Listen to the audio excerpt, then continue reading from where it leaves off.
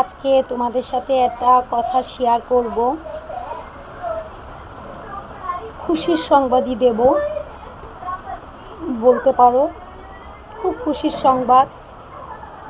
ভেবেছিলাম কাউকে বলবো না, কিন্তু এটা একান্তই আমার খুশির সংবাদ, যার জন্য দেয়া। তোমরা তো সবাই জানো যে আমার বাবা মারা গেছে। আজকে 5 মাস হলো। আমার বাবা মারা যাওয়ার পরে আমার 2 মাস পরে আমি প্রচণ্ড অসুস্থ হয়ে পড়ি। অসুস্থ হয়ে পড়ার পরে ভাইজাকে গেছিলাম। ভাইজাকে থেকে এসে শুনতে পাই আমি খুব অসুস্থ। তখন দেখি